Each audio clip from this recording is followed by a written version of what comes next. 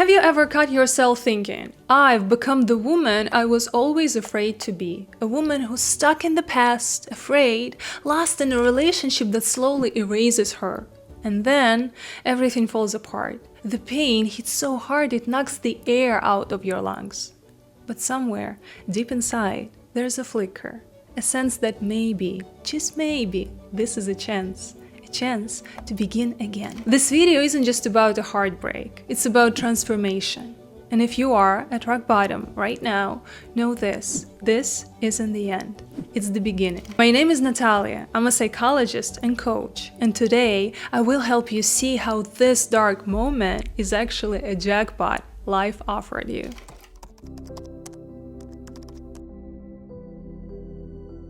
Whenever we enter a relationship, whether it's a marriage or dating someone special, we kind of expect the happily ever after. Not crying on a bathroom floor left alone and shattered into a million pieces. Otherwise, we just wouldn't do it, right? The idea of breaking up seems so distant, as if from another reality.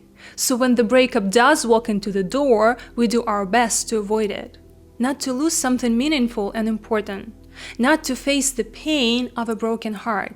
And not to become her, the one that was left behind. Because setting aside the fact that processing breakup both mentally and physically is a huge and long-lasting stress, one of the first horrifying things many women face is the fear of being alone. Research shows that one of the most common post-breakup anxieties is the idea, I'll never be with anyone again. It can be so overwhelming that people often stay in unhappy and toxic relationships at any costs just to avoid being by themselves. For women, this leads to something even deeper, a dread of becoming that woman. The one who's alone, not worthy, damaged at her core, and not worth loving or choosing to be with. Because from an early age, society teaches us that happiness means being in a long-term relationship, getting married, having a happy family. And no matter how rational you are about it, at a time of a breakup, your self-esteem takes a hit anyways. Because this comes from ages of history and collective unconscious we are all connected to. So when a relationship ends, it often feels like a personal failure.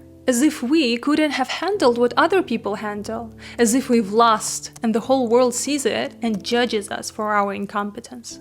No wonder panic can set in. How do I live alone now? What if no one will ever love me again? What will people think of me? Well, I'll tell you, US has 40 to 50% average divorce rate. Just think about it. Half of the marriages don't work.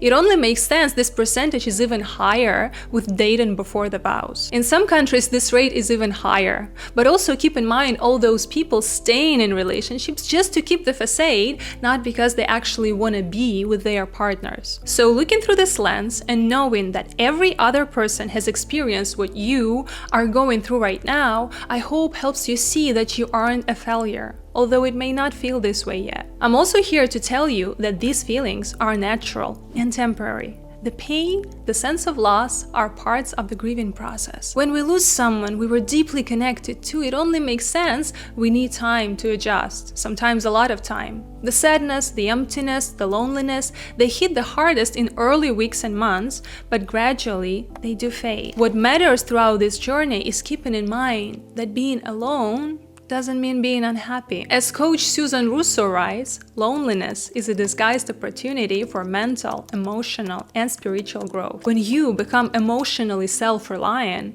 you become powerful. Clearly, opportunity isn't something that changes your life by itself. You have to take it.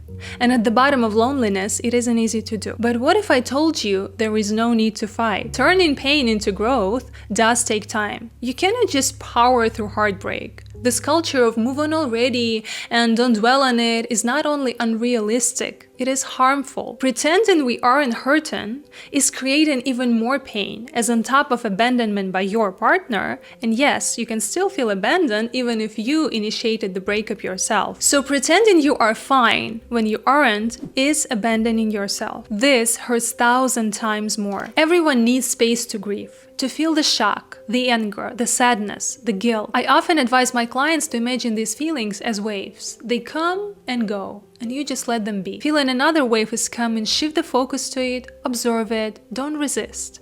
Allow it to wash over you, and remember, you are still so much bigger than this feeling or this breakup.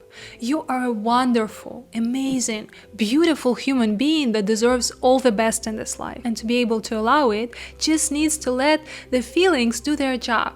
Waves come and go less intensely and frequently with time. This acceptance of the process, providing space and time for it to happen naturally, is how your transformation begins. I've had a client once who hit rock bottom when her ex showed up 2 years later after breaking up with her. He crushed everything she was building for so long to just keep going. She couldn't sleep for days, couldn't eat, just laid on the floor staring at the ceiling and losing contact with reality. She actually told me she thought it was the end and she needed to send herself to psychiatric clinic because she just wasn't making it through. Well, this happened as a result of her being strong after the breakup, not processing feelings, moving on and fighting the natural process. Just imagine how much energy it took her to keep suppressing the pain, the anger, the sadness, the shame within. Abandoning your hurtful self is the worst mistake so many of us do when we face the breakup. If you want to know what tools can help you embrace the process, I have a separate video where I've shared my professional recommendations for every stage and my own personal heartbreak story. Check it out by the link below. Let's say you don't resist. You let it be, stay with it, grieve as much as you feel needed. What's then? Well, once the sharp pain begins to subside, a realization often sets in. This crisis can be a start of something better. Psychologists call it post-traumatic growth, positive changes that emerge from a period of an intense struggle. In fact, studies back this up. In a UK survey of over 1,000 divorced adults, 65% reported their lives improved in almost every aspect after the split. Only 9% said their lives got worse. This means 2/3 of people found real benefits. Unexpectedly, a breakup can be the push we never asked for but deeply needed.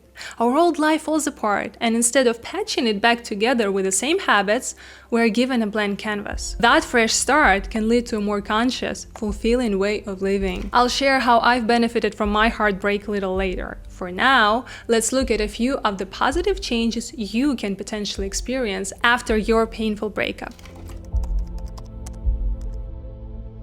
Focused on relationships, we often don't have enough time to spend with friends and family, not even mentioning meeting new people. Most of us nurture emotionally within a couple, and when things go south, there is a tendency to feel shame and distance yourself from people even more. But without a partner taking up emotional space and taking a little courage, we can reconnect with loved ones in deeper ways. Not only is this a way to get support, comfort, perspective, but also a reminder that love isn't just limited to romance. There also is a chance to meet new amazing people who have been through exact same experience you are dealing with right now.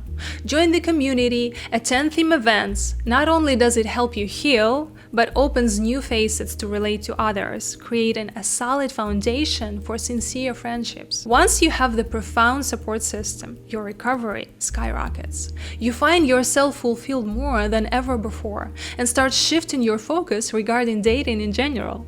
The needs are replaced by wants, deficits by abundance. And as my clients often discover in one-on-one work, relationships can be the place to share joy and pleasure, not the way to fill up wounds and voids. Standing on your own feet, grounded, you get to truly enjoy the tango.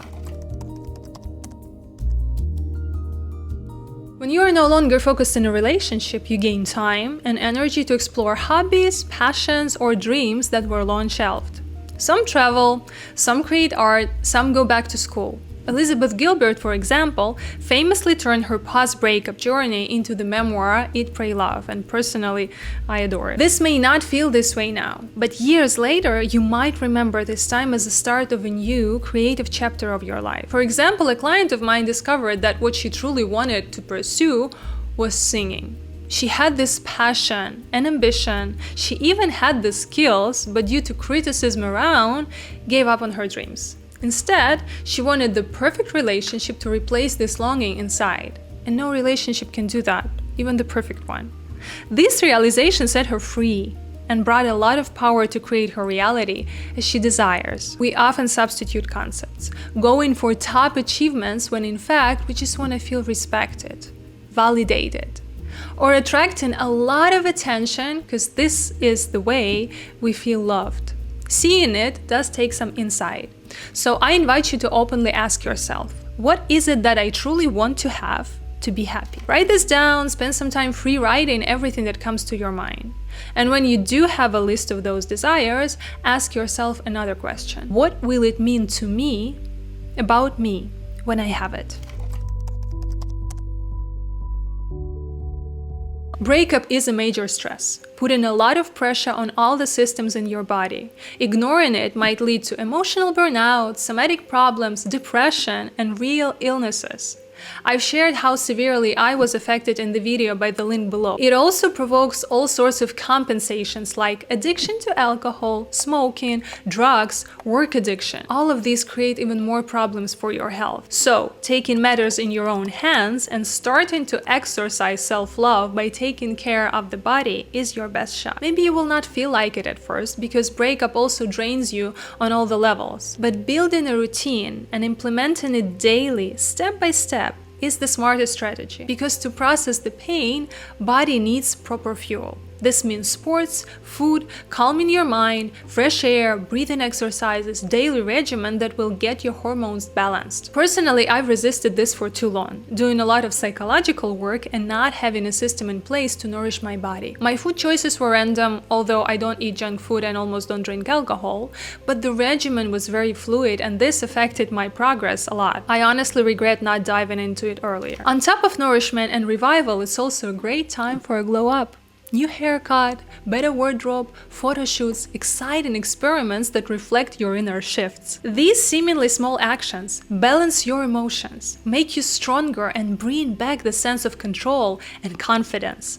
Also, this is exactly the way to put yourself first, choose yourself, treat yourself with love, and others will follow. Freed from the labor of a relationship, many women find clarity about their purpose. Some change careers, others start businesses. You experience the full-fledged freedom in your choices. You feel more connected to your true self. You have time and energy to do it. You've built the support system to rely on and can draw inspiration, validation, and actual help from it. Your awareness is better than ever. You take care of your health. You stand on your own 2 feet. At this stage, I've realized that I want to turn all the darkness and pain of what I've been through into the light for others. Give it meaning by helping people learn about the breakup, how to process it easier, and how to turn it into gold. This filled my heart with love and fueled my actions for many years ahead. And there are many stories like this, overcoming divorce, finding purpose, and career success. Like John Rowling, who wrote Harry Potter during a difficult period after a breakup. Yeah, if it wasn't for heartbreak, Adele would have never written Someone Like You or Million Years Ago. Amy Winehouse wouldn't create Back to Black. Emotions are universal, not affected by status or talent. It's what we do with them. How we take action fueled by our feelings, where we channel them to. As you hopefully see, it's no surprise that roughly 40% of people describe their breakup as ultimately a positive turning point, more than those who see it as a purely negative experience. Psychology professor Gary Lewandowski calls it the subtraction by addition effect. When you remove a person who was holding you back, you gain clarity, energy, and joy. Many participants in his study said they felt lighter, freer, and more like themselves again, even if they missed the good times. Deep down, they knew they had let go of something that no longer served them. However, you never know how statistics can relate to you specifically. These are just numbers, useful information, but not the transformation itself. So I suggest you do a simple exercise that will be very beneficial here. Take a notebook or use a blank page in notes on your iPhone and write 10 pros of staying in the relationship that you have lost. Let tears and pain accompany the exercise. This is the healing work that you need. And once complete, write 10 cons of staying in that relationship. Just impersonate a very critical, rational, direct individual that gives it as it is. Allow for emotions too, especially anger. Celebrate it. Why? I've shared in the video I've referred to earlier. If you feel stuck in pain and loneliness but are ready to turn this into a new beginning, I invite you to work with me one-on-one. The link is in the description. To help you shift the focus even more, let's add a splash of philosophy. In the Japanese art of kintsugi, broken pottery is repaired with gold. The cracks aren't hidden, they are highlighted. The damage becomes part of the object's story, making it even more beautiful than before. Our emotional wounds can be just like that. The cracks left behind by the heartbreak, filled in with light of wisdom and experience, become golden seams, a testament to our resilience and growth. Kintsugi reminds us not to hide our pain or shame our scars. They are proof of life lived and lessons learned. As writer Jennifer McDougall puts it, breakup recovery is a full body transformation. Your mind, body, and soul go into survival mode, processing grief, rebuilding identity, breaking emotional addiction, and eventually you rise from the ashes of who you once were. Going through the breakup, we are naturally focused on what we've lost for a while. But then appears a room to see that life is a long journey. Imagine yourself in the theater. Actors alternate, scenes replace each other, music differs to highlight every moment.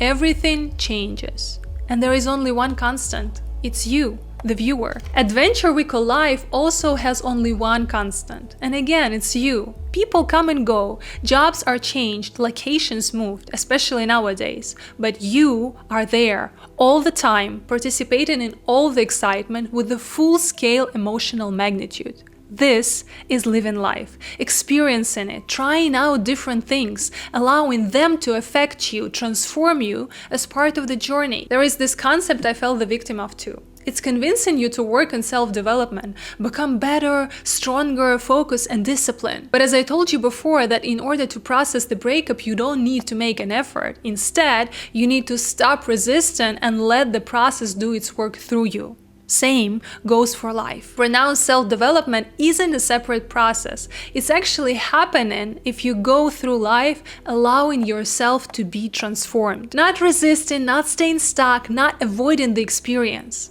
Love doesn't have to last forever to have the meaning. A breakup is the end of one story, yes, but it's also the start of another. One where the main character is older, wiser, and finally knows her worth. Talking about self-worth is actually key in going through a heartbreak. Because not only the process is designed the way that no matter how smart, beautiful, fantastic you are, you will question your own value. But also, breakup raises all the insecurities, wounds, and past pain with it. I spoke about it in details in another video called Deja Vu in Love, why partners change, but the story remains the same. Explaining how our personality is the combination of things we've learned about ourselves growing up, on all the three levels: mental, cognitive beliefs, and behavioral strategy, emotional feelings, and physical hormones. The thing here is that until we look within with care and curiosity, we have no chance to choose how we act and feel. We remain prisoners of our subconscious scenarios that kinda orchestrate our relationships with people in general, and especially in dating life. So, if you are used to adjust and sacrifice your own interests and desires for the sake of being together, and that's more or less the role model society historically has for women, you practice it automatically. Even if at a conscious level you think you want things to be different, you may even talk about it, demand respect and care from your partner. But it won't work. Maybe initially, at the very beginning, when everyone is charming and showing their best side, yes, but later, when attachment style comes to play in a day-to-day real life, it takes over.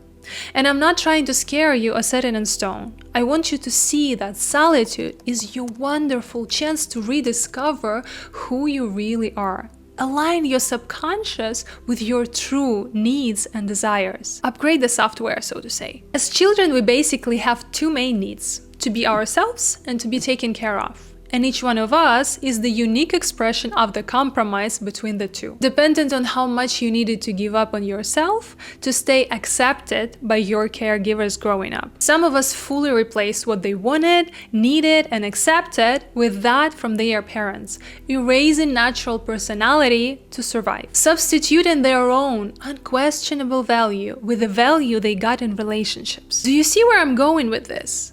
All of the issues with self-esteem people have come from replacing the feeling of being valuable just by being here with the expectations and judgments from the outside. We kind of lose our value and keep searching for others to give it to us. There is no way to be independent in this setup. You are doomed to stay seeking approval no matter how sick of it you are. Because what you are really looking for is your right to be yourself. As a child, we build our self-image through the way others see us and through the way they treat us. My parents did their best, no question here, but I didn't see myself reflected in their eyes as lovable, significant, or respected person. They raised me through the lens of their own wounds and adapted behaviors. And this is a sad story of a transgenerational trauma being passed over and over again. Instead, they disciplined me through the multi-layered abuse, making me feel that no matter what I do, I am never good enough. So I was ready to do whatever it takes to finally earn their love, and spent years of my life abandoning my true self,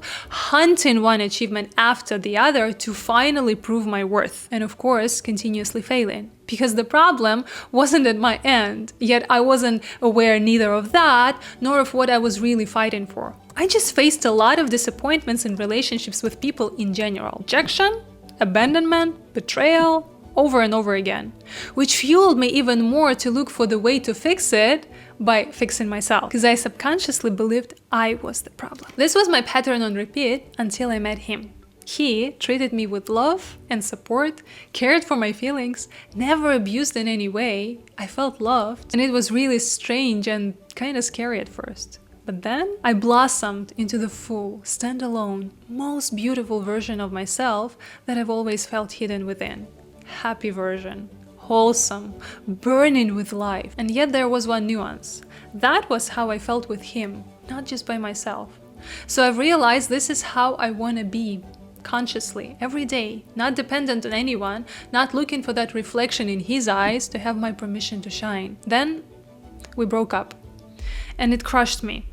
But even in the darkest moments, I've remembered what I wanted for myself, and I've moved with the process. Dropping to the deepest bottom of the pain, grieving, losing myself in helplessness and anger. Going under, completely cut off from faith, not seeing any light in that tunnel, only hoping to rise as a phoenix one day. And to be honest, it's not easy to share, it makes me feel vulnerable, but I hope that this helps you process your pain and heal. What I feel the need to share with you, being on the other side of the river now, is this. It is impossible to live happily and build healthy relationships when a part of you is stuck in the past. There will be a feeling that something is missing, that you aren't whole. This part will take control of your life and relationships, resulting in childish reactions and lack of self-control. Most importantly, there will be a sense of emptiness inside, which someone else is required to feel. Forcing yourself to love yourself will not work either, even if you perform all the right actions. This is simply because having not received love, attention, and warmth in the childhood, we've decided that we aren't worthy of them. Our sense of worth has remained back there in the past, along with that part of ourselves. And until we embark on a journey to retrieve it, until we regain our wholeness, until we reclaim our value, we will continue to walk around with an outstretched hand, hoping that our void will be filled from the outside. Breakup raised my old pains and wounds, but I got through it. I am now a very different person, changed my whole life, and I'm grateful for it. I no longer seek for love from others, because now it exists within me. Loving someone is not the same as depending on them. Breakup is your chance to become the woman you are, the queen of your life, shining into the world with your true colors. But turning pain into growth takes time. Research shows that around 14 months after a major breakup, people begin to experience the full benefits of a post-traumatic growth. What once felt like losing yourself becomes a journey to finally finding yourself. A year and a half later, many look back and realize that breakup was the beginning of a richer, more aligned life. Instead of becoming the woman I was afraid to be, you become someone you never imagined. Self-sufficient, whole, and deeply yourself. The end of a relationship can feel like the end of everything, but it isn't. It is a new chapter. And in this chapter, you are the heroine. What comes next is up to you. The breakup might shatter what was, but every crack is your chance to see your own light, no longer dimmed by someone else's shadow. And if you'd like support on that path, the link to work with me is below. You are not alone.